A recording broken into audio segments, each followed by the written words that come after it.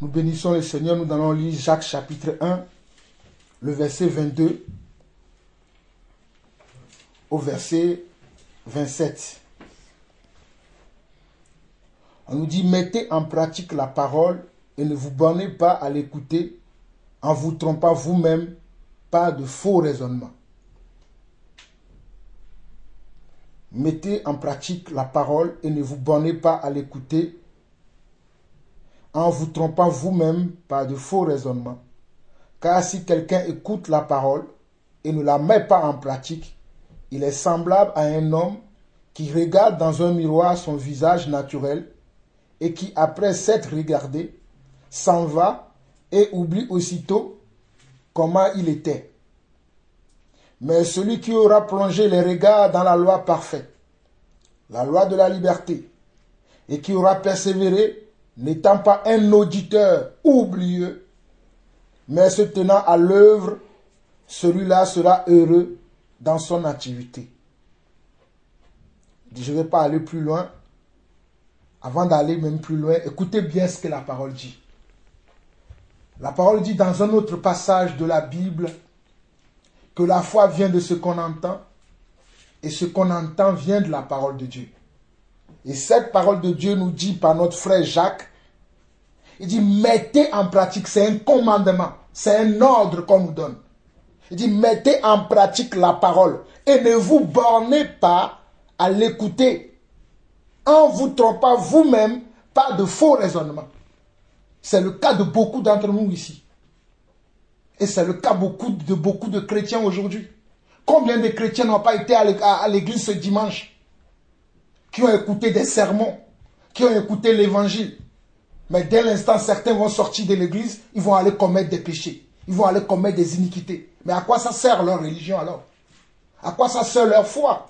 S'ils vont à l'église, ils écoutent le sermon, ils écoutent le pasteur, ils écoutent celui qui les enseigne la parole de Dieu, mais ils sortent de là, ils font n'importe quoi. C'est ça ce que ce passage nous dit. Il dit, mettez en pratique la parole et ne vous bornez pas à l'écouter en vous trompant vous-même par de faux raisonnements. Les raisonnements que nous pouvons avoir, c'est oui, je suis déjà sauvé. Oui, je suis déjà enfant de Dieu. Ce n'est pas grave ce que je fais. Si, c'est grave. Puisque la suite dit, car si quelqu'un, écoutez, hein, ce n'est pas moi qui le dis, la suite dit, car si quelqu'un écoute la parole et ne la met pas en pratique, il est semblable à un homme qui regarde dans un miroir son visage naturel et qui, après s'être regardé, s'en va et oublie aussitôt comment il était. C'est-à-dire quelqu'un qui est en train de sortir de chez lui. Il rentre peut-être dans sa chambre ou dans sa salle de bain. Il constate qu'il y a des taches sur son visage. Il constate que sur son visage, il y a encore les effets de quelqu'un qui vient de se réveiller. Mais il dit non, c'est pas grave, il sort comme ça. Les gens vont le voir, ils vont dire, comment cet homme, il est là? On voit que, bon, il a encore des trucs sur son visage qui prouvent qu'il vient de se réveiller. Il ne sait même pas laver la figure.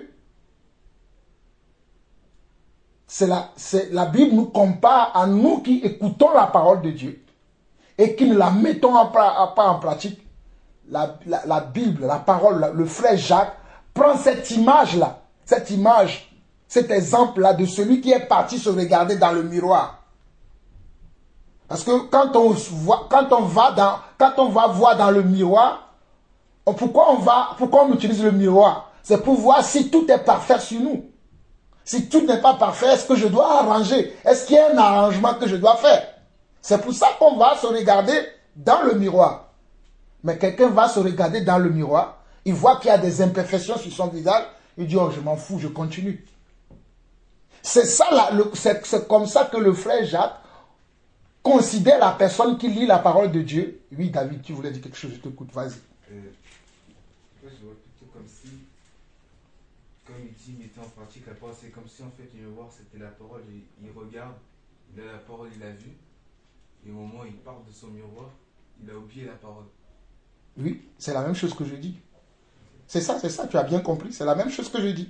Parce que quand la personne va voir, il voit quelque chose sur son visage. La parole, en l'écoutant, c'est la parole qui nous montre notre état. La parole, quand nous l'écoutons, il nous montre notre état. Si nous sommes dans la bonne direction, la parole va nous le confirmer. Si nous ne marchons pas selon la bonne direction, la parole aussi va nous le confirmer. La parole est notre propre juge. Il nous juge à l'intérieur de nous. Quand nous l'entendons, nous pouvons faire comme si que nous n'entendons pas. Mais ça va revenir. Ah, tu as entendu ça. Tu connais déjà ça. Tu as été éduqué comme ça. Tu avais été déjà enseigné. Tu as déjà reçu cette instruction. La parole va te le répéter. Comme on t'a dit, ne vole pas. Mais voici quelqu'un qui va dans la cuisine, il ne voit personne, il prend un gâteau, il met dans la bouche. Ben, sa conscience va lui dire, ben, même si papa ne t'a pas vu, même si maman ne t'a pas vu, même si tes frères ne t'ont pas vu, tu as quand même volé. S'il veut écouter, il va s'arrêter. Mais s'il ne veut pas écouter, il sort, il regarde encore, il dit, encore, il revient, il reprend encore. C'est ça ce que Jacques nous dit ici. Et tu as bien compris, David. Merci pour ton intervention. Et il dit au verset 24, il dit, et qui après s'être regardé, s'en va et oublie aussitôt comment il était. C'est pour ça que je dis, toi et moi, on dit la même chose. Parce que la parole t'a rappelé comment tu étais. Mais toi, tu dis, bon, c'est pas grave, tu continues. C'est pour ça qu'au commencement du verset, il dit, mettez en pratique et ne vous bornez pas juste à écouter. Parce que qu'est-ce que ça te sert d'aller te regarder dans le miroir, tout en sachant que, bon, voilà, je vais me regarder dans le miroir, mais ce que le miroir va me montrer, ça ne va rien me dire. Ben, autant ne pas te mirer. Puisque tu vas te mirer, mais tu vois une tache sur tes yeux, tu vois que, bon, voilà, il y a les salades que tu as mangées qui se retrouvent encore dans tes dents, tu te brosses par les dents, tu dis, bon, c'est pas grave, tu sors comme ça pour parler aux gens. Pendant que tu parles, les gens voient les salades qui sortent de ta bouche, ça ne te dit rien. Ben, tu as un problème. Et la suite du passage dit, au verset 25, « Mais celui qui aura plongé les regards dans la loi parfaite, la loi de la liberté. La loi de la liberté, c'est la parole. Et qui aura persévéré, n'étant pas un auditeur oublieux. Un auditeur oublieux, c'est celui qui écoute et qui oublie. Voilà pourquoi la parole dit, en n'étant pas un auditeur oublieux, mais se mettant à l'œuvre, celui-là sera heureux dans son activité. N'avons-nous pas déjà vu ça dans les psaumes que nous sommes en train de méditer en ce moment? N'avons-nous pas vu que le Seigneur nous a dit que entretenez-vous avec des psaumes, des hymnes et des cantiques spirituels? Nous ne l'avons pas vu dernièrement. Et c'est ça qui nous a amené à méditer les psaumes en ce moment. Mais on nous dit que celui qui veut être heureux dans son activité, qu'est-ce qu'il doit faire? Il ne doit pas mettre en oubli ce qu'il écoute, ce qu'il entend. Il doit le pratiquer. C'est la pratique qui va la rendre heureuse. Voilà pourquoi on nous dit dans la suite, si quelqu'un croit être religieux, comme je vous ai dit tout à l'heure, les gens sont allés au culte aujourd'hui. Pendant que nous sommes en train de célébrer notre culte de famille là, il y en a encore certains qui sont encore dans leur culte là. Parce que pour eux aujourd'hui c'est le jour du Seigneur. Tout le monde fait des cultes aujourd'hui. Et on nous dit, si quelqu'un croit être religieux, sans tenir sa langue en bride, combien de religieux ne savent pas tenir leur langue en bride aujourd'hui? Ils se mêlent de tout et de rien, même les choses qui ne les concernent pas. Mais entrons pas son cœur, la religion de cet homme est vaine. Donc si tu dis que tu es quelqu'un de religieux, veut dire, si tu dis que tu es quelqu'un de croyant, quelqu'un qui croit en Dieu, quelqu'un qui espère à la parole de Dieu, quelqu'un qui a confiance à la parole de Dieu, quelqu'un qui croit que la parole de Dieu c'est la vérité, mais que tu ne le fais pas. Regarde ce que la Bible dit. Hein. On dit que ta foi est une foi qui est comment? Qui est vaine. Ça veut dire c'est une foi qui est nulle, qui est sans effet, qui ne changera rien sur toi. Alors que nous croyons pour que la foi que nous avons là puisse avoir un effet sur nous. Voilà pourquoi nous croyons. Moi, j'ai foi en Dieu. Il y a des choses que je ne fais pas dans ma vie. C'est parce que je veux que je sois agréable à Dieu. Je veux être heureux dans ma vie. Qu'est-ce qui fait que je ne suis pas comme les religieux aujourd'hui? Parce que je veux être heureux. Je veux voir la manifestation de Dieu dans ma vie. Et je vois la manifestation de Dieu dans ma vie. C'est pour ça que je fais des efforts tout le temps. Pour être toujours dans cette lignée. Pour ne pas changer de voie. Puisque la Bible me dit aussi que quoi? Que je dois serrer la parole dans mon cœur afin de ne pas pécher contre Dieu. Et que je ne dois pas détourner mon regard. Je ne dois ni tourner à gauche, ni à droite. Vous qui connaissez un peu la parole. Souvenez-vous quand vous regardez les films. Souvenez-vous Josué. Quand Dieu a pris Josué, qu'est-ce que Dieu a dit à Josué? Il a dit, ne te détourne pas à gauche ni à droite. Médite ces paroles nuit et jour, afin d'agir fidèlement selon ce qui est écrit, ce que je t'ai enseigné. Ne te détourne pas à gauche ni à droite. Sauf qu'aujourd'hui, il y a beaucoup de choses qui veulent nous détourner de Dieu. Beaucoup de choses. Beaucoup de choses veulent nous détourner aujourd'hui. Mais est-ce que nous serons capables de discerner? Non, la proposition là que j'ai là, je dois décliner cette proposition. Cette envie là que j'ai, c'est à nous de pouvoir ramener l'envie, le plaisir, le désir, le vouloir que nous avons à l'intérieur de nous. Nous venons l'amener devant la parole pour le comparer. Est-ce que cette envie-là, est-ce que ça correspond à la parole? Si je vois que ça ne correspond pas à la parole, je le mets où? Je le mets dans une poubelle et je dis, ah non, cette pensée-là m'est venue, mais non. C'est comme moi, je donne un exemple. La pensée me vient et dit, ben, tue ta femme. Parce que, bon, tu vois, ta voisine, elle est plus belle que ta femme. Comme ça, tu vas épouser la voisine. Est-ce que je vais accepter cette pensée? Ben non. Que la voisine soit belle, c'est une chose. Mais ce n'est pas ma femme. Ce n'est pas pour... Si j'écoute cette pensée, je vais faire quoi? Elle dit, ah, c'est vrai. Je vais empoisonner ma femme. Comme ça, personne ne saura. Va dire, ah, quand c'est aussi s'est remarié et il a pris sa voisine, oh, c'est vrai parce que sa femme, elle est décédée. Ça, le monde ne le sait pas. Mais Dieu, lui, sait que j'ai empoisonné ma femme dans le but de pouvoir prendre la voisine que j'ai. Voilà, que j'ai convoité, que j'ai vu avec mes yeux et que je n'ai pas su dire à cette pensée, non, cette pensée n'est pas juste, n'est pas honnête selon Dieu. Un autre exemple. Je sors, je vois une voiture devant ma maison. Il y a la clé dessus. La clé pour démarrer la voiture, tout est dessus. Personne ne me regarde. Je dis, oh, attends, il n'y a personne là. Il y a une pensée qui te dit, tu sais, en ce moment, tu as besoin d'argent. Regarde la voiture là, tu peux le vendre. Il n'y a personne qui te voit. Prends-la, il y a la clé, tu peux aller la cacher quelque part. Après, tu la vends. Je peux dire, ah non, ce n'est pas ma voiture. Pourquoi je vais faire ça?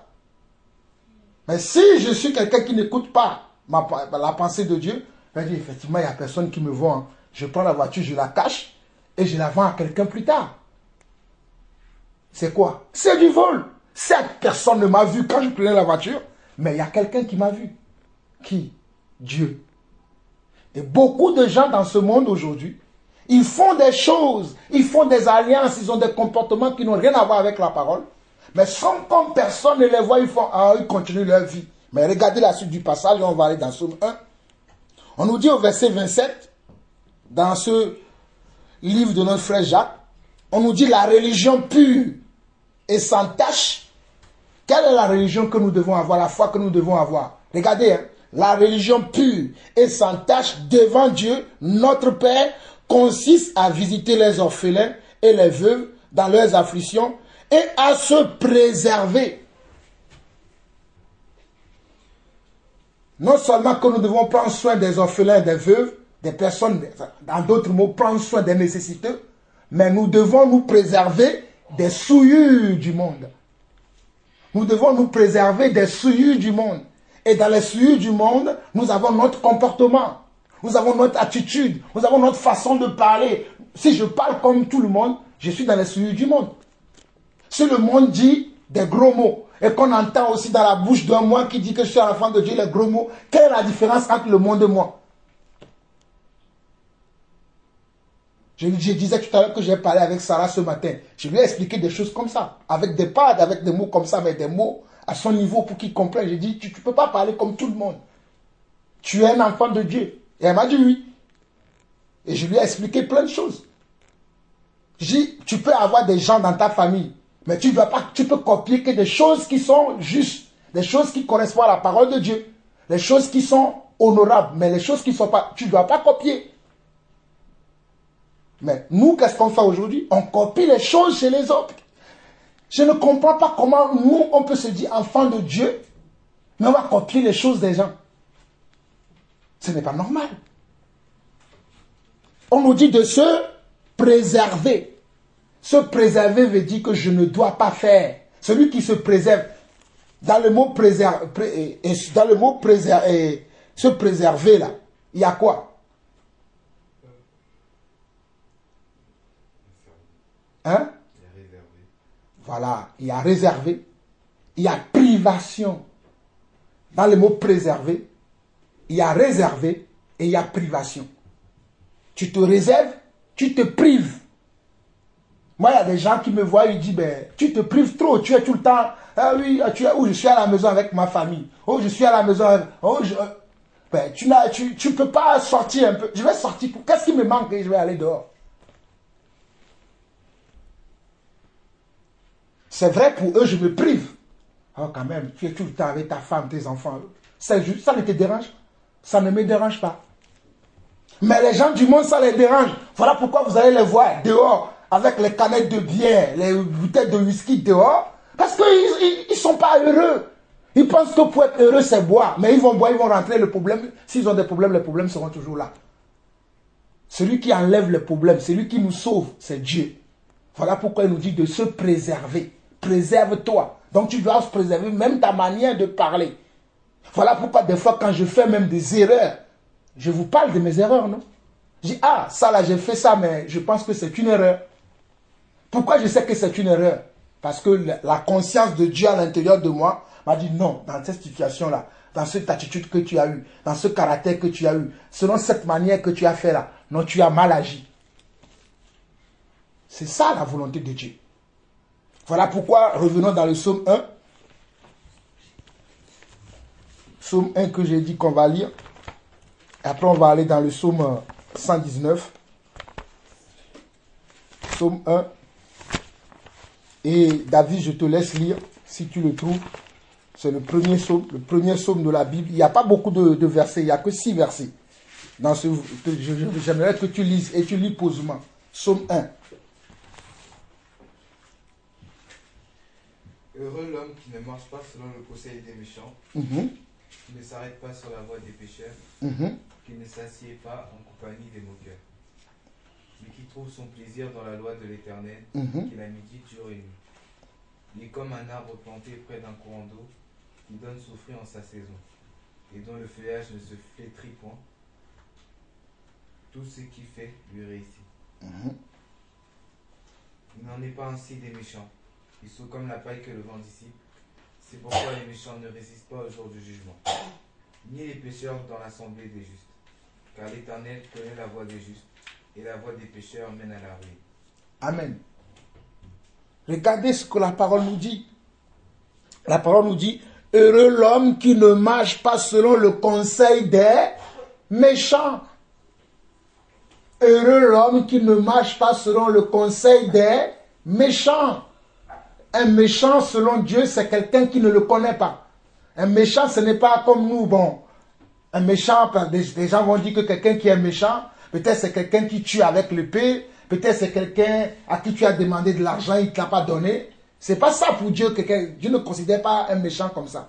Dieu considère un méchant, en fait, la personne que Dieu met dans la case, ou bien la personne que Dieu peut appeler, ou bien que Dieu peut dénommer un méchant, c'est quelqu'un qui ne le connaît pas, qui n'applique pas sa parole, ou bien qui connaît la parole de Dieu, mais qui ne veut pas l'appliquer. C'est ça pour Dieu, un méchant. Voilà pourquoi le verset dit, heureux l'homme qui ne marche pas selon le conseil des méchants. Selon le conseil veut dire d'après.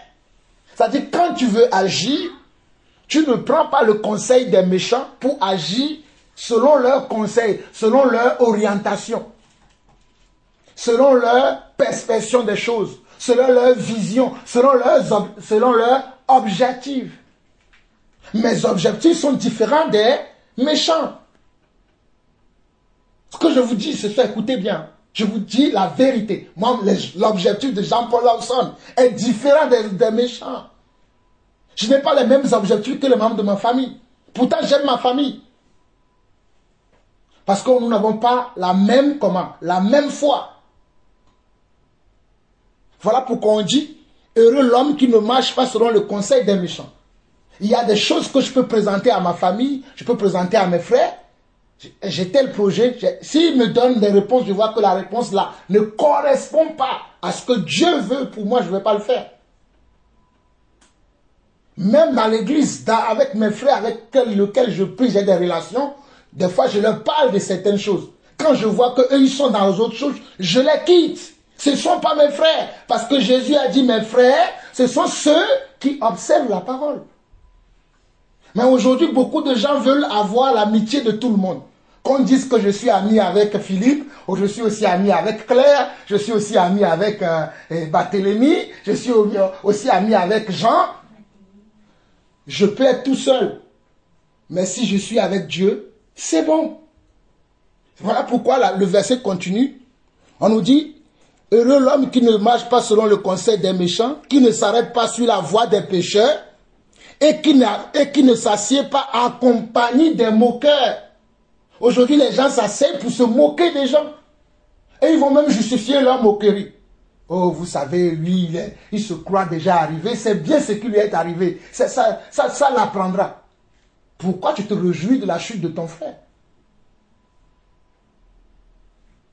Aujourd'hui, de nos jours, c'est ça. On se moque parce que les gens rigolent de la moquerie des autres. Et c'est devenu même quelque chose, comment on appelle ça? C'est devenu quelque chose qui est même, qui rend les gens riches même. Le fait de se moquer des gens. Moi, je ne me moque pas des gens. Je vais t'enseigner. Si t'arrive quelque chose, je vais te dire, tu sais, dans la situation dans laquelle tu te trouves là, peut-être tu n'as pas pris telle décision, telle décision, telle décision, telle décision à tel moment. Voilà pourquoi tu te retrouves dans cette situation. Mais jamais je vais me permettre de me moquer de toi. On continue. Verset 2. Mais qui trouve son plaisir dans la loi de l'Éternel. Nos plaisirs, nous devons le trouver dans la loi de l'Éternel. Nos plaisirs, nous ne devons pas le trouver dans le fromage. Nos plaisirs, nous ne devons pas le trouver dans le poulet. Il y a des gens, quand ils vont manger le poulet KFC, ils vont manger du McDo, ils vont manger, je ne sais pas, au restaurant chinois, ou japonais, ou indien, ou je ne sais quoi. C'est là où ils sont contents. Oui. Non, ton plaisir, tu dois le trouver dans la loi de l'Éternel. Car ce que tu manges, tu vas aller encore dans le lieu secret et ça va sortir. Mais la loi de l'Éternel, si tu le gardes dans ton cœur, il va te sauver à tout moment de ta vie. Il continue. Il est comme un arbre, la personne qui garde la loi de l'Éternel. Il est comme un arbre planté près d'un courant d'eau, qui donne son fruit en sa saison et dont le feuillage ne flétrit point. Si tu ne veux pas que ton feuillage ne flétrit point, ton feuillage veut dire les fruits de ta vie ne vont jamais périr. Parce qu'un arbre qui n'a pas de feuilles ne pourra pas porter de fruits. Parce que souvent les feuilles permettent à l'arbre de pouvoir respirer pour pouvoir donner des fruits. Mais un arbre qui n'a pas de feuilles ne pourra pas porter de fruits. Voilà pourquoi on dit son feuillage ne flétrit point. Et on dit à la suite, tout ce qu'il fait lui réussit. Tout ce que cette dernière ou ce dernier va faire lui réussira.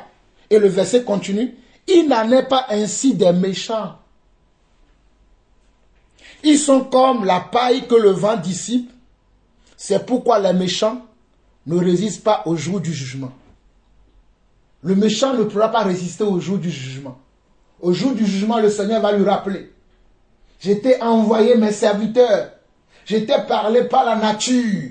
Je t'ai parlé par les épreuves. Je t'ai parlé par les situations par lesquelles tu as traversé dans ta vie. Mais tu ne m'as jamais écouté. Tu n'as jamais voulu attendre un petit moment pour m'écouter, pour m'observer, pour savoir quelle décision tu vas prendre. Tu faisais toujours à ta tête. Mais tu mérites le salaire que je vais te donner. Voilà pourquoi on nous dit, au verset 5, c'est pourquoi les méchants ne résistent pas au jour du jugement, ni les pécheurs dans l'assemblée des justes. Parce qu'au milieu des justes, il y a des pécheurs. Voilà pourquoi Dieu dit, ni les pécheurs dans l'assemblée des justes. Il y a des gens qui sont partis à l'église aujourd'hui, ils ont chanté, oh gloire à Dieu, alléluia, je n'aurai pas peur du diable, la parole de Dieu qui règne dans ma vie me rend plus fort que tous mes ennemis. Sauf que, gloire à Dieu, effectivement, gloire à Dieu, mais est-ce que la parole de Dieu règne dans leur vie? Parce que si la parole de Dieu ne règne pas dans ta vie, tu fais des trucs au diable, quand le diable va te prendre là, le Seigneur lui-même, il va être là, il va te regarder. Tu vois qui te moque du diable. Voilà. Parce que tu ne respectes pas la parole. Qu'est-ce qui fait qu'on est protégé? Ben, c'est notre respect de la parole de Dieu. Qui nous protège, qui nous entoure. De la protection divine. Mais quand nous occultons la parole de Dieu dans notre vie, quand nous n'appliquons pas la parole de Dieu, c'est ce que le frère Jacques nous a dit.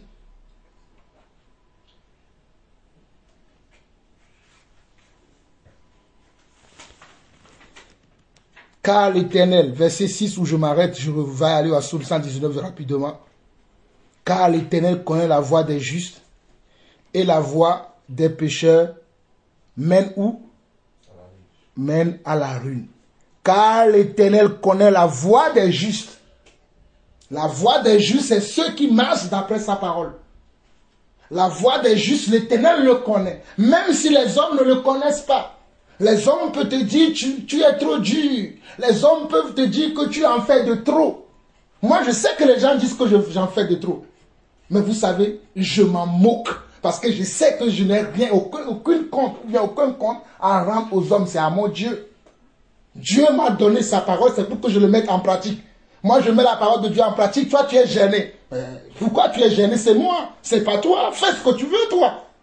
Mais moi, je veux sauver ma vie.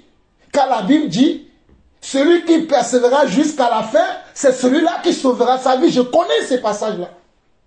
Donc je cherche à sauver ma vie. Donc si quelqu'un s'en fout de sa vie, lui ne veut pas sauver sa vie, moi je dois dire, ah bon, comme lui, je dois faire comme lui. Mais non, c'est une course.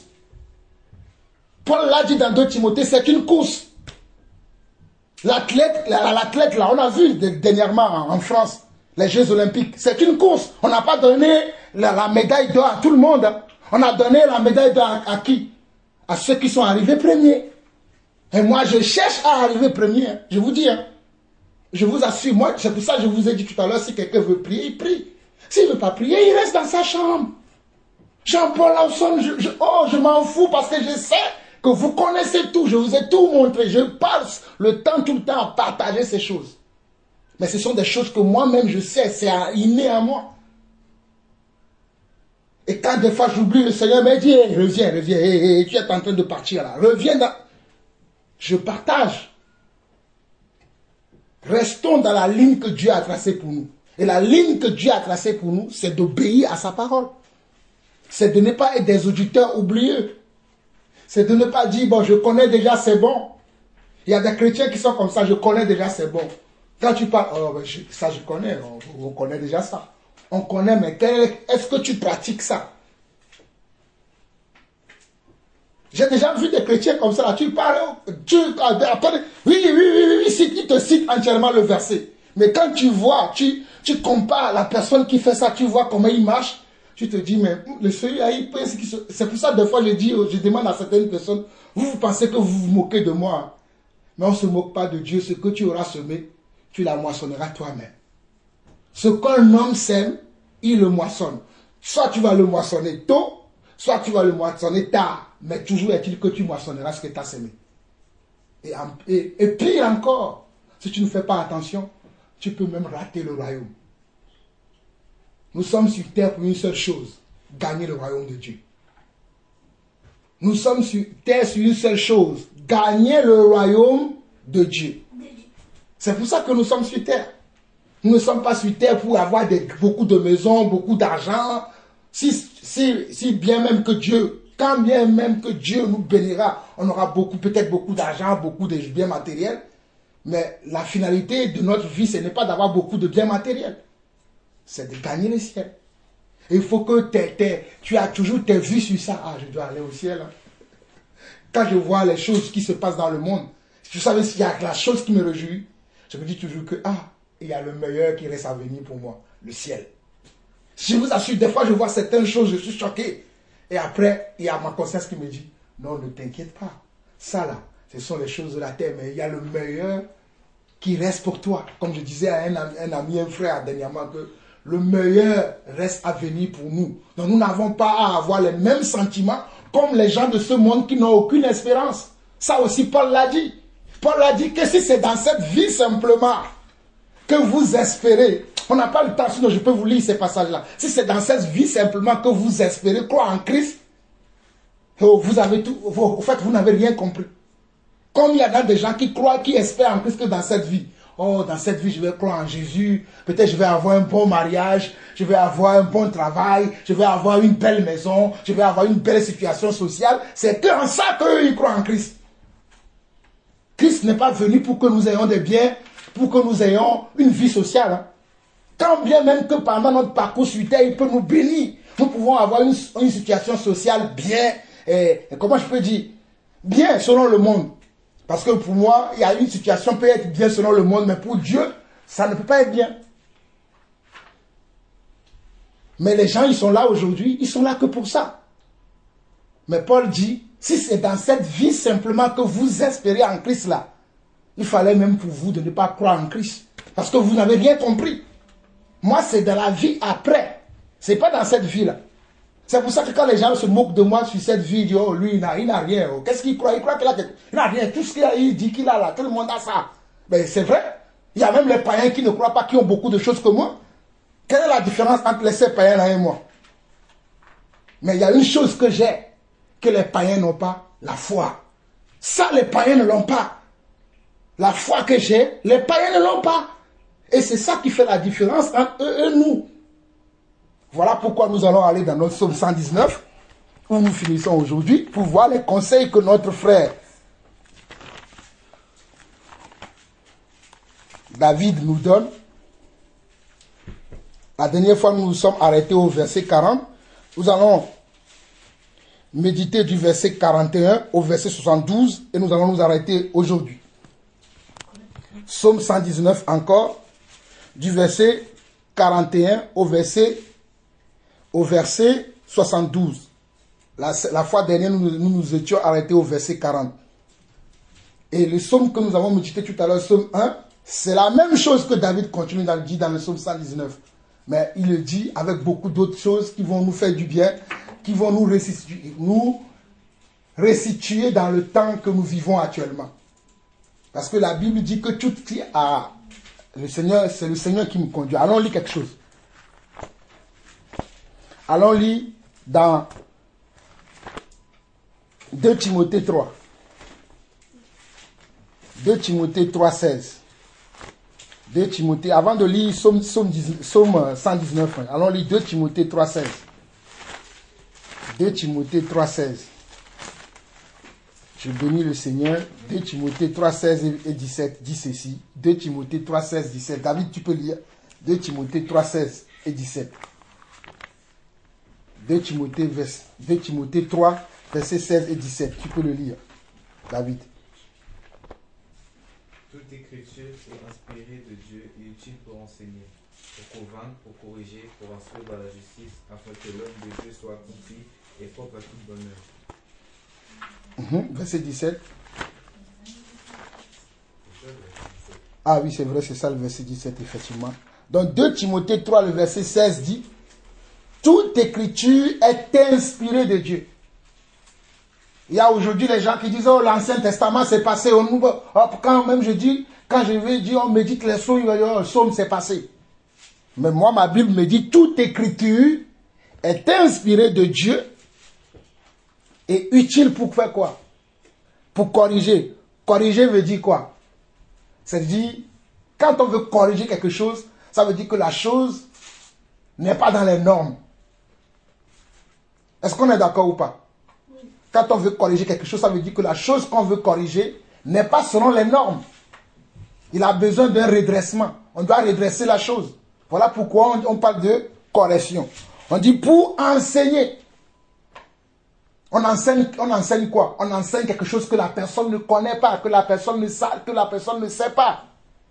Ou peut-être que la personne savait, mais il avait oublié. Donc on doit le lui rappeler. Donc on doit l'enseigner de nouveau. On dit quoi? pour convaincre. Donc l'écriture est là aussi pour nous convaincre. Donc c'est pour ça que je cherche aussi à vous convaincre que ce que je cherche à vous dire. Peut-être les gens vous diront, vos parents sont durs. Surtout votre père, il est dur. Mais mes amis, je ne veux pas changer. Parce que moi, je vais rendre compte de ce que j'ai fait de vous. Mais eux, ils n'auront pas de comptes à rendre. Est-ce que vous savez que j'aurai des comptes à rendre pour vous? Dieu me dira, oui, tu m'as dit que tu veux marier. J'étais béni avec une femme. Ah oui, tu m'as dit je veux des enfants. Je t'ai donné 5 enfants. Qu'as-tu fait d'eux? Donc je ne vais pas dire parce que le voisin pense que si je dis ça à mes enfants, la voisine pense que si je m'en fous de ce que le voisin, la voisine pense. C'est eux qui m'ont donné mes enfants. Mais non, c'est Dieu. Donc pour que Dieu soit fier de moi, moi je dois continuer à vous dire ce que Dieu vous devez entendre.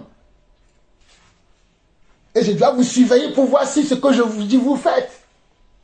Voici pourquoi je suis derrière vous. Voici pourquoi je me tue à voir que, est-ce que vous appliquez ce qu'on dit? C'est pour ça que je vous donne tous ces détails. Pour que vous puissiez savoir qu'un jour, quelqu'un ne vienne pas vous tromper. Oh, tu sais, même si tu fais ça, tu vas aller au ciel. Hé, non. Même si tu fais ça, tu pries, Dieu t'entend. Non, la Bible dit que, la parole de Dieu dit que Dieu a horreur des prières des pécheurs. Que Dieu, il ferme ses oreilles. Si vous voulez, on peut voir ça. Hein. Dieu ferme ses oreilles à la prière des pécheurs. Aujourd'hui, il y a même des gens qui ont forniqué hier, qui ont volé, qui ont fait plein de péchés. Ils sont allés à l'église. Oh, coca, Fanta.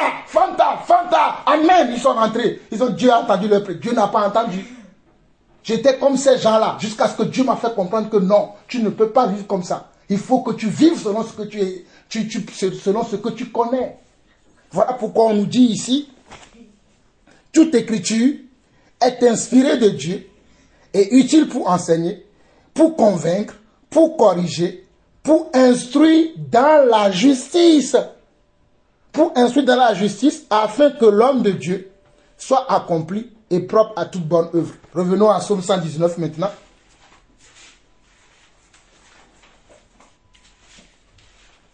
Béni sois-tu, Père, pour ta parole.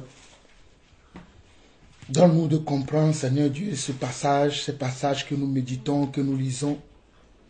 Seigneur, il n'y a que toi qui peux enseigner, Seigneur. Je ne suis pas quelqu'un qui a le verbe facile, qui a la connaissance qu'il faut.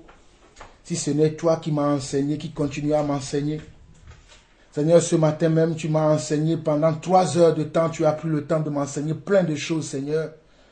Afin que, Seigneur Dieu, je puisse continuer à marcher dans tes voies. Seigneur, je prie que ce moment que nous partageons, ce temps que toi tu permets ces derniers temps, je ne sais pas pourquoi, mais je sais que tu ne fais rien pour rien. Je prie, Papa, que ce temps ne soit pas simplement des temps que nous partageons et que chacun après fait ce qu'il veut, mais que chacun d'entre nous, Seigneur Dieu, puisse tirer, Seigneur Dieu, un bon profit de ces moments que tu nous permets de partager. Car peut-être les temps difficiles où nous n'aurons même pas à avoir ce temps de partage viendront bientôt, je n'en sais rien, mais toi tu sais toutes choses. Voilà pourquoi je prie que chacun d'entre nous puisse garder ces moments et surtout garder, Seigneur Dieu, les instructions, les enseignements, les corrections que tu nous donnes en ce moment, que chacun puisse en tirer le bon profit de ces choses. Reçois toute la gloire au nom de Jésus, ainsi j'ai prié. Amen. Psaume 119, le verset 41 dit ceci. Éternel, que ta miséricorde vienne sur moi, ton salut selon ta promesse. C'est David qui demande ça à Dieu. Il dit, Éternel, que ta miséricorde vienne sur moi, ton salut selon ta promesse. Et je pourrai répondre à celui qui m'outrage, car je me confie en ta parole. Car je me confie comment? En ta parole. Aujourd'hui, les gens se confient dans les sentiments des uns et des autres. Aujourd'hui, les gens se confient dans les qu'en pensera-t-on, les qu'en jugera-t-on des uns et des autres. Mais nous, notre Dieu nous demande de faire quoi? De nous conformer à la parole de Dieu. Nous, c'est la parole de Dieu qui doit nous intéresser. On ne doit pas nous conformer à ce que les gens pensent de nous. Voilà pourquoi David dit, et je pourrai répondre à celui qui m'outrage, car je me confie en ta parole. N'ôte pas entièrement de ma bouche la parole de la vérité. Ce matin, quand Dieu m'a fait encore répéter, ces psaumes-là, je l'ai répété plusieurs fois, mais Dieu m'a fait encore répéter ça encore aujourd'hui, il me dit, Jean-Paul Lawson, souviens-toi de quand je t'avais appelé et je t'avais dit que si tu ne sais pas ce qui est précieux de ce qui est vie, tu seras comme ma bouche. Souviens-toi de cette parole, ne l'oublie jamais. Dieu m'a rappelé même des choses du passé, des années intérieures, parce que cette nuit, j'ai fait un songe très grave où j'étais tellement attaqué dans le songe. Et je me suis réveillé la nuit, je priais. Et quand je me suis levé ce matin, je me dis, je vais chercher dans la parole. Pourquoi j'ai l'impression qu'il y a des gens qui m'en veulent? Et le Seigneur m'a dit, parce que tu dis beaucoup de vérité. Et que tu dois continuer à dire la vérité. Et voici ce que la Bible me dit, il dit, car je me confie en ta parole. Il dit, n'ôte pas entièrement de ma bouche la parole de la vérité. Aujourd'hui, la parole de la vérité ne se trouve pas dans la bouche de tout le monde. Les gens ont transformé le mensonge en vérité. Les gens ont transformé la sédition en vérité. Les gens ont transformé la chair à la vérité. Mais David dit, n'ôte pas entièrement la vérité de ma bouche, car j'espère en tes jugements. Moi aussi, j'espère au jugement de Dieu. Parce qu'il y a des gens aujourd'hui qui pensent que je suis fou. Je vous dis la vérité. Il y a des gens, peut-être ils ne peuvent pas vous dire, mais il y a des gens qui pensent que c'est un fou. Mais oui, la Bible dit que quoi? La Bible dit dans le livre de 1 Corinthiens chapitre 1, que la sagesse de Dieu est une folie pour le monde. Mais pour ceux qui sont sauvés, elle a une sagesse pour nous. Non, pour ma famille, pour mes amis, pour les gens. Jean-Paul Lawson, il est fou. Pourquoi il est toujours dans son Dieu? Il enseigne à ses enfants. J'étais étonné qu'une de mes cousines puisse m'envoyer un message, me dit, Jean-Paul Lawson, je suis fier de toi, de comment tu enseignes tes enfants. Je vous assure, si vous voulez, je peux vous faire écouter l'audio là. Il y a une de mes cousines qui vit au Bénin qui m'a envoyé ce message là hier. Il m'a dit, quand j'écoute vos cantiques, comment vous, et quand j'écoute comment tes enfants parlent, vraiment, je suis béni de l'éducation que tu donnes à tes enfants. Mais pourtant, il y a des personnes de ma famille qui se moquent. Oh, lui, il enseigne, il traite durement ses enfants. Il les endoctrine dans leur truc là, dans leur truc. Et même des chrétiens parlent ça. Qui pour moi ne sont pas des vrais chrétiens, qui ne font pas partie de l'église. Mais regardez la parole. David continue au verset 44, il dit, je garderai ta loi constamment, à toujours et à perpétuité. David dit, je garderai ta loi constamment. Je ne vais pas garder ta loi peut-être quand j'en ai envie. Je ne vais pas garder peut-être ta loi quand j'en ai besoin. Mais moi, je vais garder ta loi constamment. Les Anglais vont dire, I never give up. C'est-à-dire, je ne vais jamais l'abandonner. C'est-à-dire, je ne vais jamais laisser cette loi. Je vais les garder constamment. Je ne vais jamais le laisser tomber, cette loi. C'est ce que David dit. Il dit, je garderai ta loi constamment, toujours et à perpétuité. Je marcherai au large. Car je recherche tes ordonnances, je parlerai de tes préceptes devant les rois. Il y a des gens, lorsqu'ils seront devant les rois aujourd'hui, ils vont oublier les préceptes de Dieu. Mais moi, si Dieu m'ouvre les portes de Matignon, je parlerai des lois de Shaikaraba. Je crois tellement à mon Dieu que si Dieu m'ouvre la porte de Matignon, comme j'ai toujours crié dans la métro, comme je crie toujours, je parlerai comme je parle là à Macron. S'il veut croire, qu'il croit. S'il ne veut pas croire, qu'il ne croit pas. Mais je parlerai de la vérité, parce que la vérité, elle est en moi. Je ne peux pas l'occulter de moi. Je vis avec cette vérité tous les jours. C'est pour ça que des fois, quand je suis à certains endroits, je regarde les gens seulement. Parce que quand je vois ce qu'ils font, ça m'attriste dans le cœur, mais je ne peux pas changer les gens. Mais je peux par amour, par compassion, comme Paul a dit. Avec les barbares, j'ai été barbare, afin d'en sauver quelques-uns. C'est pour ça que des fois, il y a des endroits, je vais, parce qu'il y a des endroits où je n'ai même pas besoin d'y aller.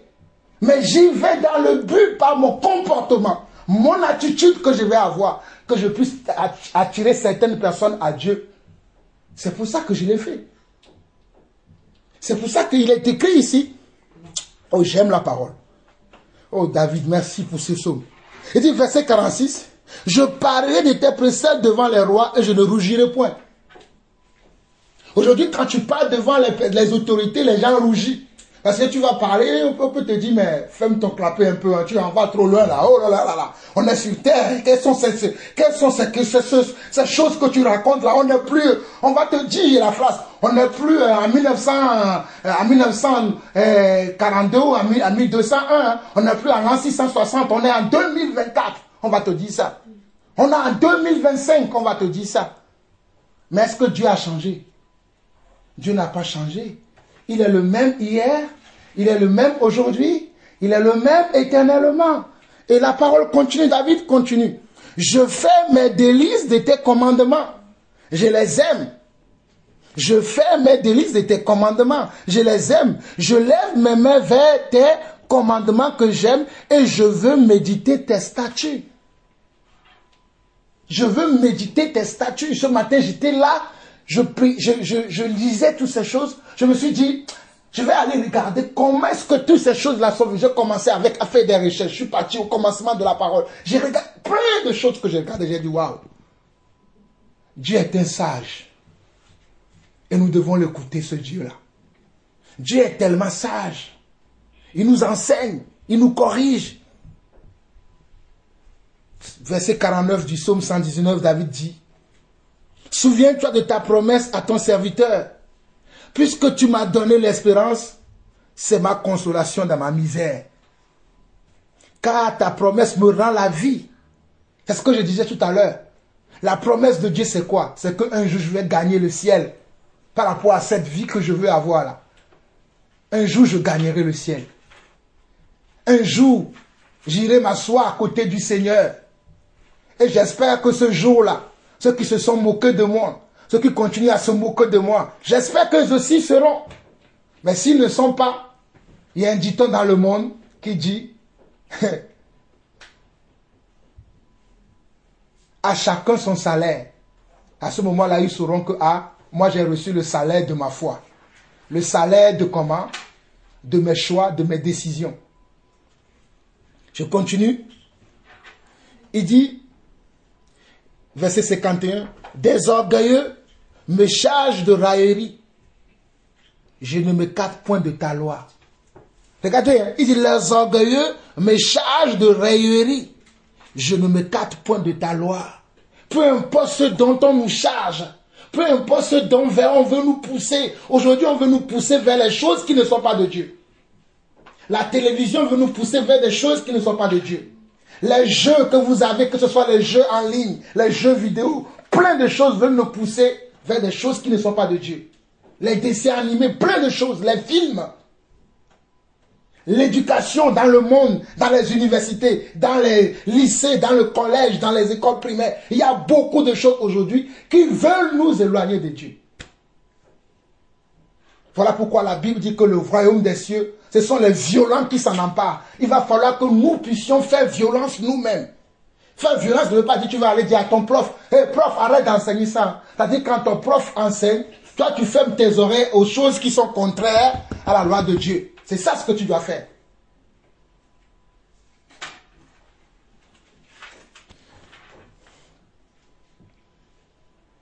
Verset 52 de Psaume 119. Je pense à tes jugements d'autrefois, ô Éternel, et je me console.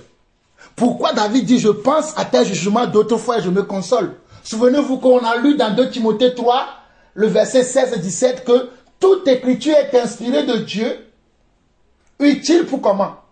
Pour corriger, pour enseigner, pour convaincre. Vous voyez comment David a été enseigné? Il dit que quoi? Il dit, je pense à tes jugements d'autrefois, ô Éternel, et je me console. Il se dit que si dans ma situation actuelle, même si je suis misérable, même si je suis comment, l'objet de discussion de beaucoup de gens, non, moi je sais que dans le passé, ça s'est déjà passé. Il y a eu quelqu'un qu'on a appelé Noé. Quand Noé parlait, les gens se sont moqués de lui. Mais ce que Noé a dit, c'est ce qui est arrivé. Donc quand les gens se moquent de moi aujourd'hui, j'aurai une consolation qu'un jour, mon Dieu ne m'abandonnera pas, il fera ce qu'il a dit qu'il va faire. À ce moment-là, beaucoup seront surpris. Voilà pourquoi il dit, je me console. Alléluia. Verset 53, il dit, une colère ardente me saisit à la vue des méchants qui abandonnent ta loi. Regardez David, il dit, une colère ardente me saisit à la vue des méchants qui abandonnent ta loi. C'est la même chose que moi aussi j'ai quand je vois quelqu'un qui connaît le Seigneur. Je le vois à quitter la voie du Seigneur où il y a une colère qui me... Je dis, mais comment tu peux abandonner ce Dieu-là? Comment tu peux... Je ne sais pas comment tu peux abandonner le Seigneur? La meilleure des choses qui me sont arrivées à moi, Jean-Paul, moi qui n'étais rien, absolument rien. C'est parce que vous ne m'avez pas vu quand j'étais jeune, quand j'étais comme vous. Sinon, si vous m'avez vu, vous allez comprendre. Il y a des gens, il y a un ami qui m'a retrouvé la dernière fois, il m'a dit, quand j'écoute ce que tu fais aujourd'hui, je me dis, est-ce que c'est le Jean-Paul que je connaissais quand nous étions à l'école? J'ai dit, oui, c'est toujours moi. Il me dit, Dieu a fait des choses. C'est ça. Il faut que les gens vous témoignent ce que Dieu a fait dans votre vie. Il faut que les gens puissent vous dire ce que Dieu a fait dans votre vie. C'était le seul lundi, je parlais à ma mère, qui a toujours peur des sorciers. Je lui ai dit, ne me parle plus des sorciers. Peut-être toi, tu as encore peur des sorciers. Mais moi, ton fils qui te parle là, il n'y a aucun sorcier qui pourra m'atteindre moi parce que les sorciers, je les ai vaincus. La sorcellerie n'a aucun pouvoir sur moi car le Dieu que je sers, il a vaincu la sorcellerie. Si toi aussi tu crois à ce Dieu comme tu le crois maintenant, oublie, ils n'auront pas aucune puissance, ils n'auront aucune puissance sur toi. Je lui ai parlé avec des paroles très dures. Ma mère a fait 4 jours, elle ne m'a pas parlé.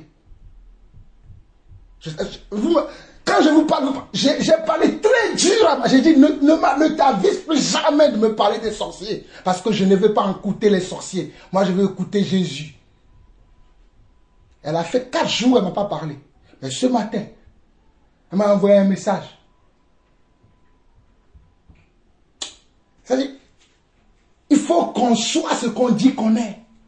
Ce que je suis ne dépend pas de ce que les gens pensent. Parce que je sais qui je suis, je sais quel est mon parcours, je sais comment j'ai cru en Dieu, je sais comment Dieu a transformé ma vie. Voilà pourquoi quand je parle de Dieu, ceux qui me connaissent me disent, ils disent, tu as une manière de parler, on sent que toi, tu es ailleurs, quoi. Je sais de quoi je vous parle. Croyez en Dieu et vivez selon la parole de Dieu. Ne cherchez pas à ressembler. Après, on est tous différents. Peut-être vous n'allez pas parler comme moi. Vous n'allez pas agir comme moi. Mais au moins, ayez confiance à la parole. Ayez confiance à la parole comme David dit ici. Il dit au verset 53, une colère ardente me saisit à la vue des méchants qui abandonnent ta loi. Tes statuts sont le sujet de mes cantiques. Quels sont les cantiques que nous chantons? Ce n'est pas la parole de Dieu. Il dit tes statuts, c'est-à-dire tes commandements, tes ordonnances sont le sujet de mes cantiques. Dans la maison où je suis étranger. Je ne suis pas né en France, je suis étranger en France. D'ailleurs, on m'appelle immigré en France. Mais quelle est la statue que moi j'ai en France? Moi j'ai la statue d'un croyant.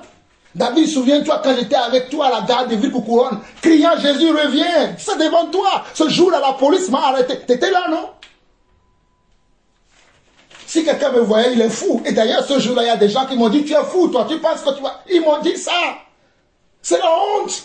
Mais je vois ce jour, quand Jésus m'avait justifié au ciel, il m'a dit, bon combattant, tu as combattu le bon combat de la foi. Je vois ce jour-là arriver. Peut-être les mêmes personnes qui m'ont dit ce jour-là que tu es fou, ils vont dire, ah, au fait, c'est lui qui avait raison. Parce qu'aujourd'hui, on veut laisser le monde aller selon ce qu'il veut. Mais la Bible dit, je continue.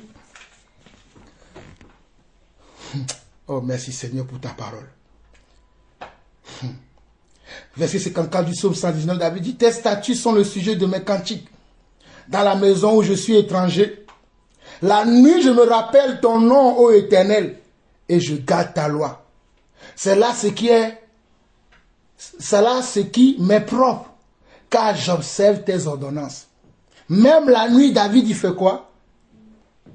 Il garde la loi de l'Éternel. Mais il y a les gens, la nuit, ne dorment pas. Ils sont sur des sites qu'il ne faut pas. Ils sont sur des jeux qu'il ne faut pas. Ils écoutent les émissions qu'il ne faut pas. Ils regardent les choses qu'il ne faut pas. Après, ils sont étonnés. Pourquoi je me retrouve dans ça? Mais ce que tu écoutes, c'est ce que tu vas devenir.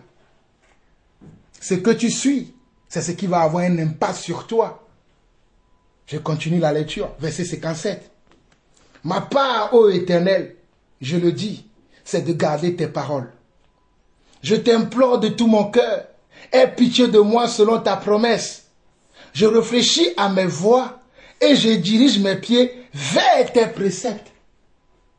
C'est ça, examinez-vous vous-même pour savoir si vous êtes dans la foi. David, lui, ça c'est Paul qui a dit ça dans 2 Timothée et 10, verset 5. Là, c'est Paul qui dit ici, et dit Paul, c'est David qui dit ici, oh, alléluia, Seigneur. Il dit, verset 58, il dit, on peut même repartir à partir du verset 57, parce que c'est fort ce qu'il dit.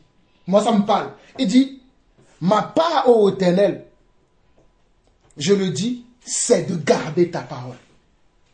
Ma part, ça dit ma part veut dire ce que moi je veux faire, ce que moi je veux garder, sur les choses sur lesquelles moi je veux persévérer, c'est de garder tes paroles. Il dit, je t'implore de tout mon cœur, aie pitié de moi selon ta promesse. Je réfléchis à mes voies, c'est-à-dire je réfléchis de voir comment je marche, mes décisions, mes choix, et je dirige mes pieds vers tes préceptes. Je dirige mes pieds. Si mes pieds veulent m'amener là où il y a la plaisanterie, non, moi je dis non, ça c'est pas pour moi, je le ramène là où il n'y a pas la plaisanterie. Si mes pieds veulent me diriger vers là où il y a la moquerie, je dis non, moi je ne vais pas aller là-bas. Si mes pieds veulent me mener là où il y a la jalousie, je dis non. S'il veut m'amener là où il y a la convoitise, je dis non. S'il veut m'amener là où il y a les méchants, je dis non. C'est ça ce que David est en train de dire ici. Il dit, je dirige mes pieds vers tes préceptes. Je me hâte, je ne diffère point d'observer tes commandements. Il dit, je me hâte, je ne diffère point d'observer tes commandements. Les pièges des méchants m'environnent. Je n'oublie pas ton là. Je n'oublie point ta loi. Parce que les pièges des méchants nous environnent. Les méchants s'attendent qu'on tombe. Pour qu'ils applaudissent. Oh, ce Jean-Paul Lawson, il a tellement crié. Oui, oui, je suis, oui, voilà ce qu'il est. Au nom de Jésus-Christ. Ils ne verront jamais la chute de Jean-Paul Lawson. Ils me verront aller de gloire en gloire, de victoire en victoire, de succès en succès, de triomphe en triomphe. Parce que c'est la décision que j'ai prise. Je ne vais pas... Oh, en tout cas, je sais en qui j'ai cru. La parole dit, je continue, verset 62, il dit, au milieu de la nuit, je me lève pour te louer. Regardez, c'est pas nous qui chantons ici. Ce n'est pas nous qui chantons ici, ces chansons, ces cantiques-là. Bénissez le Seigneur, vous tous serviteurs du Seigneur, qui vous tenez dans la maison de Dieu, durant les heures de la nuit. Lèvez vos mains vers lui, et bénissez votre Dieu. Que le Seigneur soit béni de Sion, lui qui fit les cieux et la terre. C'est pas nous qui chantons ça. Et plein d'autres cantiques. Oh David, sois béni pour ce psaume. Sois béni ta papa David. Oh, je suis sûr que ce jour-là, quand je te verrai au ciel, oh, je t'embrasserai, mon grand-papa David. Oh, mon grand-papa David, je t'embrasserai. Je dis, oh, David, tes psaumes, oh, m'ont gardé fidèle, m'ont gardé persévérant, m'ont gardé, oh, m'ont protégé, m'ont environné, m'ont couronné. Merci parce que tu as laissé ta vie. Voici quelqu'un qui a vécu selon Dieu, qu'il a laissé pour nous. Et nous ne voulons pas laisser quelque chose. Vous pensez pourquoi j'ai laissé ma chaîne?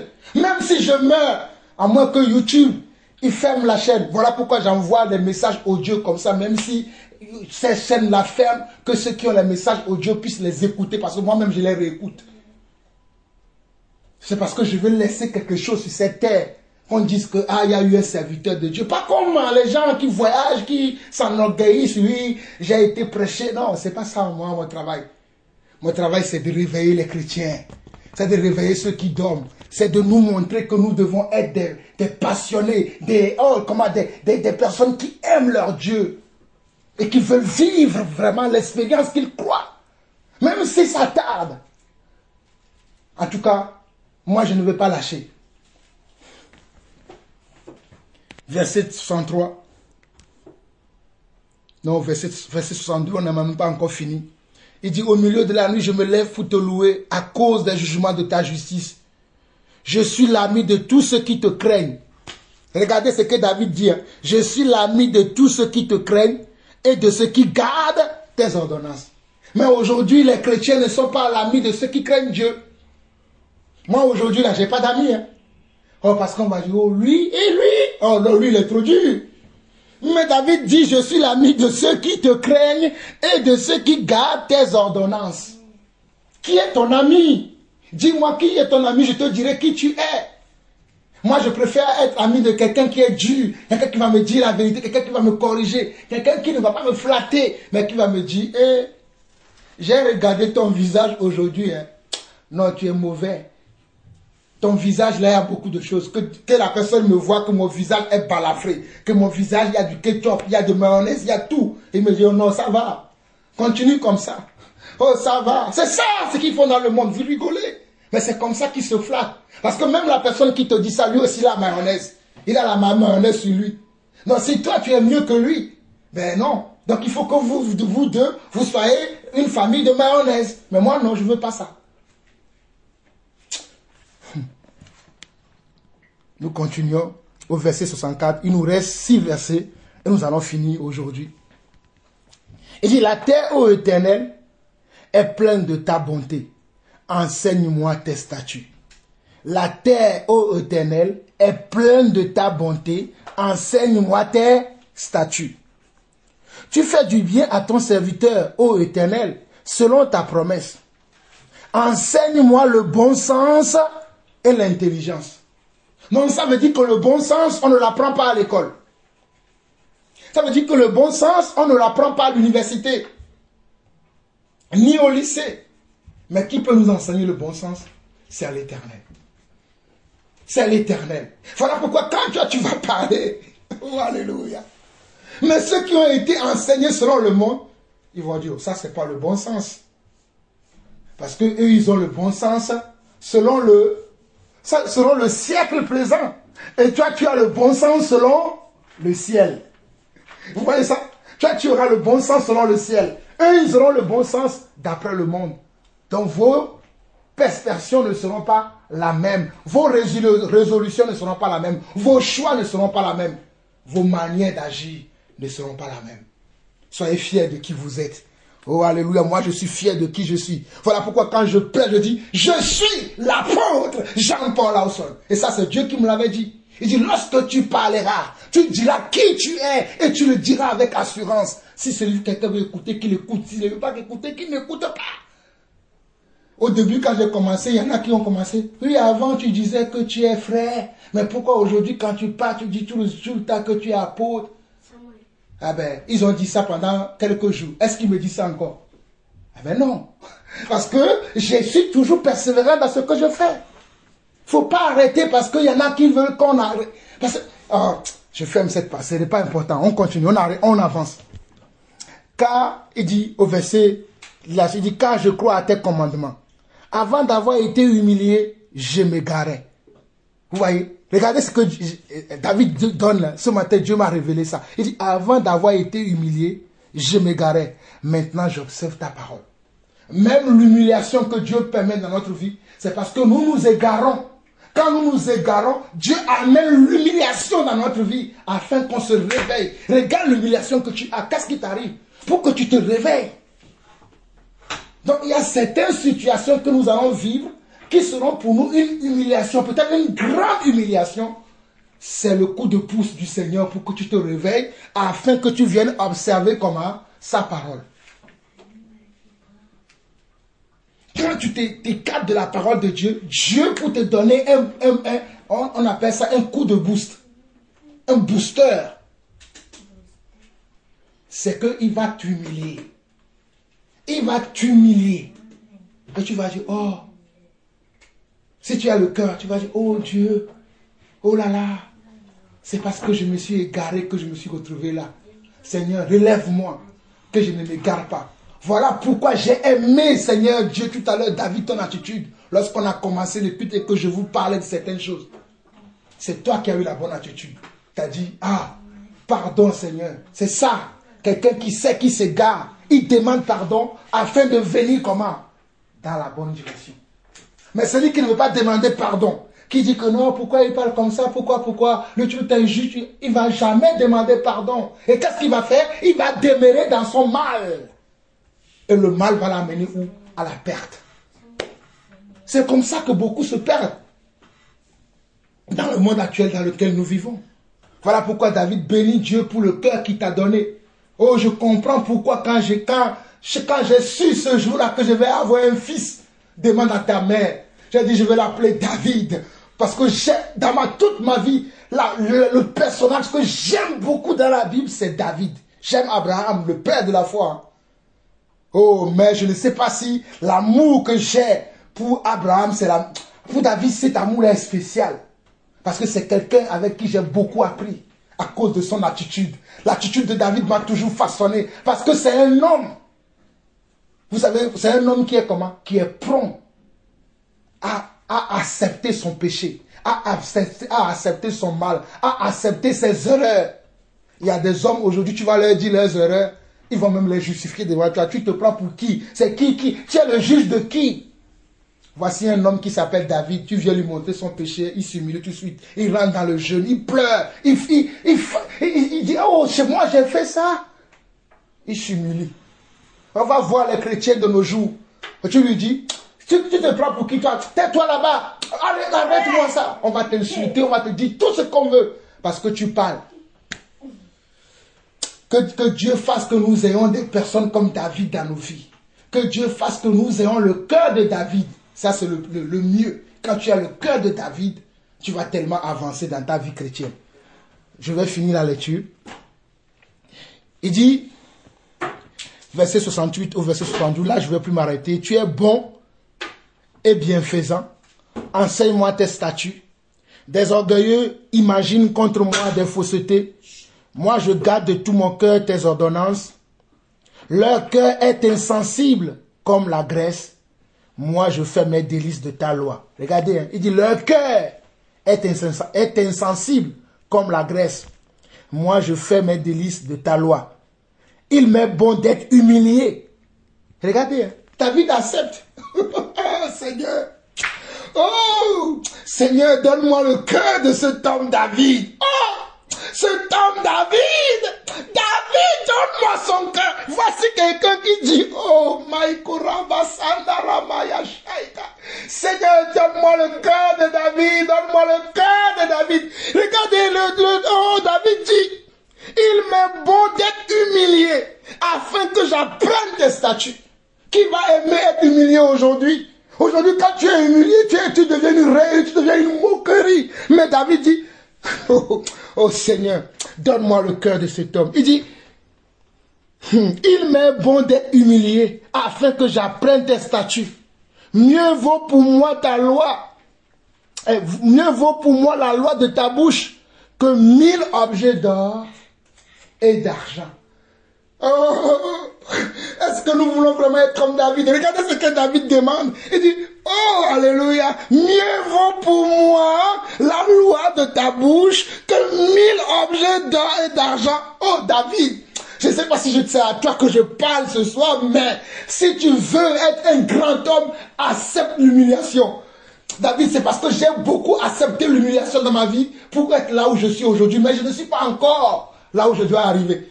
David, peut-être ta mère même peut te dire, dans l'église où nous étions, les gens me voyaient, ils se moquaient de moi. Les gens, ils se moquaient littéralement de moi aujourd'hui. De moi à l'époque. Parce que quand je me levais, je parlais. Je n'avais même pas la connaissance de Dieu que j'avais aujourd'hui là. Je ne l'avais même pas encore à cette époque. Mais il y avait toujours quelque chose qui se faisait sentir quand je parlais. Maman, elle est témoin. Me demandez là. Quand moi je me levais, que je parlais, ça a toujours dérangé les gens. Parce qu'il y a une présence en moi qui me conduit toujours à parler. D'une certaine manière, même si je perds mes mots, même si je dis le à la place de là, je dis lui à la place de lui, mais j'ai toujours quelque chose qui a toujours dérangé. Et ça depuis mon enfance, ça a été toujours comme ça. Depuis que je suis né, ça a été toujours comme ça. Parce que je sais que Dieu a un appel sur ma vie. Dieu a un appel sur nos vies. Oh, le Seigneur me dit de lire ce dernier. Oui, je peux le lire parce que nous sommes à 1h10. Et il n'est pas encore trop tard. Ce dernier verset dont je parlais tout à l'heure, quand je dis que Paul a dit, si c'est dans cette vue humaine, j'espère que ce n'est pas, c'est dans 1 Corinthiens, chapitre 15, c'est le dernier passage que nous allons voir. Et nous continuerons. Nous continuerons la prochaine fois.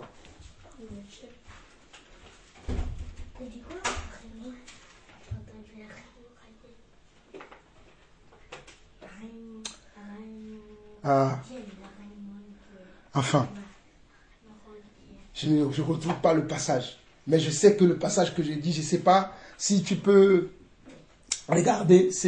Paul dit, si c'est dans cette vie humaine que nous croyons en Christ, nous croyons enfin. C'est ce passage que je cherche, mais j'ai oublié le passage.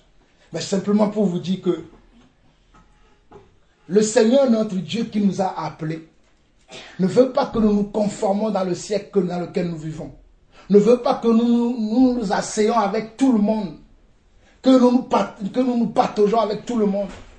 Et surtout, que nous oublions sa parole, que nous oublions sa loi. Mais il faut que nous mettons sa loi en pratique. Il faut que nous gardons sa parole. Il faut que nous soyons différents. Il faut que nous marchions d'une manière différente. Parce que c'est ça qui va faire que nous serons véritablement les envoyés véritables du Seigneur.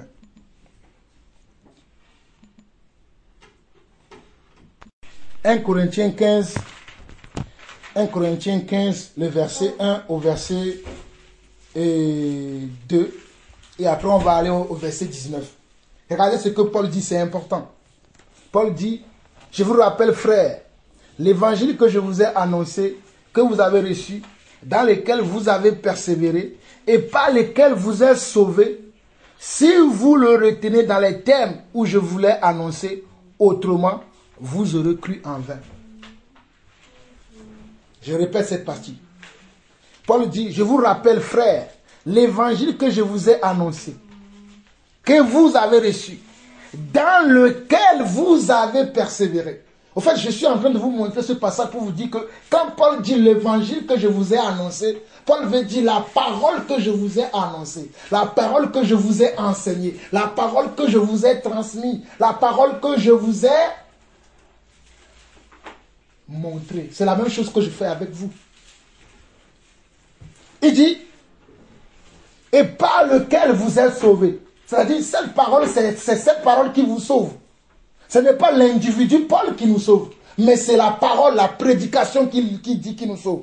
Et il dit, si vous le retenez dans les termes où je vous l'ai annoncé, autrement, vous aurez cru en vain. Donc si vous ne le retenez pas selon les termes dans lesquels je vous l'ai annoncé, c'est-à-dire, si vous ne l'appliquez pas comme cela se doit, vous aurez cru en vain. Si vous n'appliquez pas la parole comme cela se doit, vous aurez cru en vain. Vous aurez beau chanter des cantiques. Les gens peuvent dire à cette famille, ils ont une belle manière d'adorer le Seigneur. Mais nous aurons cru en vain. Voilà pourquoi Jérémie disait dans Jérémie 17, il dit quoi? Malheur à l'homme qui se confie à l'homme. Aujourd'hui, quand les gens ils prêchent, ils veulent que les hommes les applaudissent seulement. Mais moi, je ne suis pas là pour que les hommes m'applaudissent. Hein. Moi, je veux que le ciel approuve ce que je dis. Et ce que je dis, voilà pourquoi je veux que cela soit conforme à l'écriture. Et si nous arrivons au verset 19, le verset qui m'a poussé à venir, il dit, si c'est dans cette vie seulement que nous espérons en Christ, nous sommes les plus malheureux de tous les hommes. Si c'est dans cette vie seulement que nous espérons en Christ, nous sommes les plus malheureux de tous les hommes. Alors pourquoi je vois les gens aujourd'hui dire, venez croire en Christ, vous aurez vos femmes, vos maris. Venez croire en Christ, vous aurez un travail CDI, vous aurez des maisons, vous aurez des villas, vous aurez des voitures. Est-ce que c'est ce que Paul a prêché? Est-ce que c'est ce que Paul a prêché ici? Paul dit, si c'est dans cette vie seulement que nous espérons en Christ, nous sommes les plus malheureux de tous les hommes. Moi, je ne veux pas être le plus malheureux de tous les hommes. Peut-être je serai le plus malheureux de tous les hommes à cause de ma foi sur la terre. Mais en fin de compte, je serai comment? Je serai heureux comme David l'a dit. Il dit, j'espère en tes promesses, quand nous avons lu tout à l'heure les psaumes. David a dit, quand nous étions tout à l'heure dans le psaume 119, il dit, j'espère en tes jugements. Pour l'instant là, le jugement n'est pas encore fait. C'est le monde qui nous juge maintenant. Il dit, oh, ils sont perdus, ceux-là. Ce Dieu auquel ils croient, ce Dieu leur a promis qu'il reviendra. Mais ça fait plus de 2000 ans qu'ils l'entendent. Ce Dieu ne vient jamais. Oh, ils ont dit dans la Bible que Adam a été créé en premier. Ce ne sont que des racontants, ces histoires. Ce ne sont que des bobards. La Bible a été inventée. Voici ce que les propos que tiennent des gens de notre foi. Mais ma Bible me dit que celui qui persévérera jusqu'à la fin, c'est celui-là qui sera sauvé.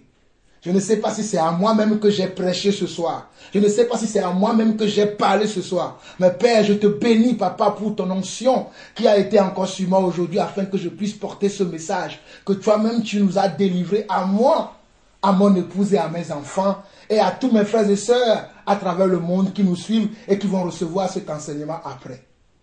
Père, béni sois-tu pour ce moment. Béni sois-tu pour ta parole. Béni sois-tu pour tout ce que tu fais dans la vie de chacun d'entre nous. Nous voulons t'aimer, nous voulons te suivre. Nous voulons marcher dans tes voies. Nous fermons la porte, Seigneur Dieu, à la désobéissance. Nous fermons la porte, Seigneur Dieu, à l'incrédulité. Nous fermons la porte à la résistance à ta parole. Nous fermons la porte, Seigneur Dieu, Papa, à la sédition qui sévit actuellement dans le monde. Nous fermons la porte, Seigneur Dieu, au manque de pardon, Seigneur Dieu, au manque d'amour, Seigneur Dieu, à l'indifférence qui sévit actuellement dans le cœur de beaucoup de personnes. Et nous ouvrons nos cœurs, Seigneur Dieu, à ta présence. Nous ouvrons nos cœurs, Seigneur Dieu, à ton onction. Nous ouvrons nos cœurs, Seigneur Dieu, au Papa, à ta main. Oh Papa, que ta main touche chacun d'entre nous. Pour ceux d'entre nous qui sont malades, Papa, que ta main nous guérisse, Papa. Oh Papa, beaucoup d'entre nous sont malades. Mais ce soir, nous prions pour la guérison. Nous prions pour la guérison spirituelle. Nous prions pour la guérison physique, Papa. Moi-même, Papa, j'étais malade. Tout au début de cette semaine, je crois vers mercredi ou jeudi, j'ai commencé à être malade, Papa. Mais je bénis ton nom que tu m'as déjà guéri, Papa, parce que j'ai vu comment, Seigneur Dieu, aujourd'hui tu me donnes la force de pouvoir prêcher encore, de pouvoir partager ta parole, malgré que ce matin, quand je me suis levé, j'avais mal partout, mais Seigneur, je vois que en partageant ta parole, en méditant ta parole, je ressens une restauration complète de mon corps. Papa, ta parole est vraie. Ta parole est la vérité, Papa. Voilà pourquoi, Seigneur, permets-moi que je puisse serrer ta parole dans mon cœur afin de ne pas pécher comme toi. Comme mon prédécesseur, David, ton bien-aimé, l'a dit, Papa. Aide-moi, Papa, à avoir le cœur de David. Permets-moi que mes humiliations puissent me porter, Seigneur Dieu, vers le droit chemin, Papa. Que mes humiliations puissent me porter vers le droit chemin. Que mes humiliations, Papa, oh mon Dieu, mon roi, que mes humiliations puissent me porter vers le droit chemin. Que mes humiliations, Papa, puissent me porter vers le droit chemin, le chemin de la vie éternelle. Honneur, gloire et puissance à toi, Seigneur. Au nom de Jésus-Christ, j'ai ainsi prié. Amen. Alléluia. Merci Seigneur. Merci Seigneur. Merci Père. Merci Seigneur. Alléluia.